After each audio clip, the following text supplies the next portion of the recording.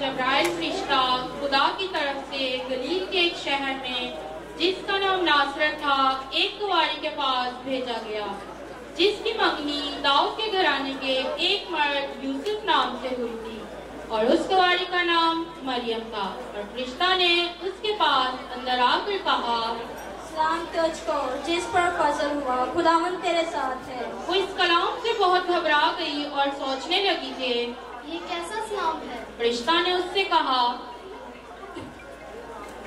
ऐ मरियम खौफ न कर, क्योंकि खुदावंद की तरफ से तुझ पर फजल हुआ है। देख तू हामला होगी और तेरे बेटा होगा और तू उसका नाम यीशु रखना।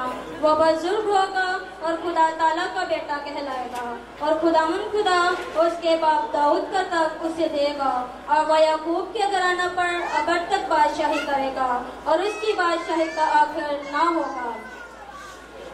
मरियम ने फरिश्ता से कहा, क्यों करोगा जबकि मैं मर्द को नहीं जानती। और फरिश्ता ने जवाब में उससे कहा, प्रबल कुछ तुझ पर नाजिल होगा और खुदा ताला की कुदरत तुझ पर साया डालेगी। इस सबब से वो मौलूद मुकद्दस खुदा का बेटा कहलाएगा। देख तेरे रिश्तेदार अलिशबा के भी बुढ़ापे में बेटा होने वाला है। अब उसको जो बांझ कहलाती थी 6वां महीना है, क्योंकि जो कौल खुदावंद की तरफ से है वो हरगिज़ बेतासीर ना होगा। मरियम ने कहा, देख मैं खुदावंद की बंदी हूँ, मेरे लिए तेरे कौल के मुआफिक हो। तब फरिश्ता उसके पास से चला गया। अब यीशु मसीह की पैदाइश इस तरह हुई कि जब उसकी माँ मरियम की मंगनी यूसुफ के साथ हो गई तो उनके इकट्ठे होने से पहले वह रूह कुदस की कुदरत से हामला पाई गई। बस उसके शोहर यूसुफ ने जो रास्तबाज था और उसे बदनाम करना नहीं चाहता था, उसे चुपके से छोड़ देने का इरादा किया। वो इन बातों को सोच ही रहा था कि खुदाउन के फरिश्ता ने उसे ख्वाब में दिखाई देकर कहा, ऐ यूसुफ इब्ने दाऊद, अपनी बीवी मरियम को अपने यहाँ ले आने से ना डर, क्योंकि जो उसके पेट में है वह रूहुल कुद्स की कुदरत से है। उसके बेटा होगा और तो उसका नाम यीशु रखना, क्योंकि वही अपने लोगों को उनके गुनाहों से निजात देगा। ये सब कुछ इसलिए हुआ कि जो खुदा ने नबी की मार्फत कहा था वो पूरा होके, देखो एक कुंवारी हामला होगी और बेटा जनेगी और उसका नाम इमानुएल रखेंगे, जिसका तर्जुमा है खुदा हमारे साथ।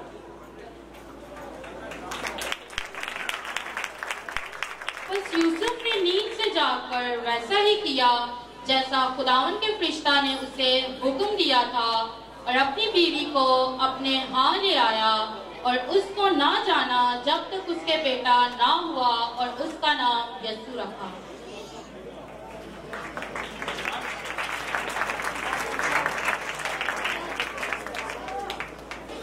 उसी इलाका में चरवाहे थे जो रात को मैदान में रहकर अपने गल्ला की निगहबानी कर रहे थे और खुदावन का फरिश्ता उनके पास आ खड़ा हुआ और खुदावन का जलाल उनके चौगिर्द चमका और वह नहायत डर गए।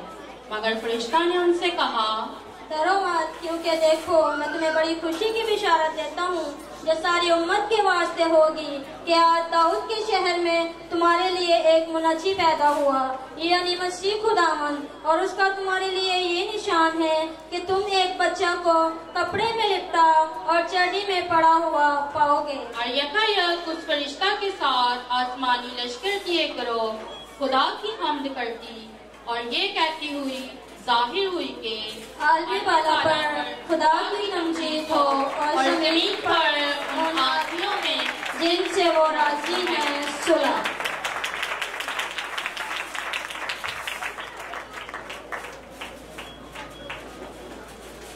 जब फरिश्ते उनके पास से आसमान पर चले गए तो ऐसा हुआ कि चरवाहों ने आपस में कहा कि हम तक चले।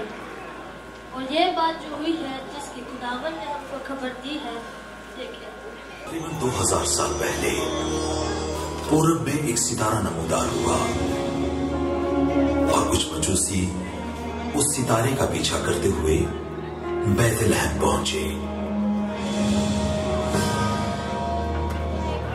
एक तारे ने राह खाया, एक तारा मां जमया, एक तारे ने राह खाया, एक तारा मां जमया।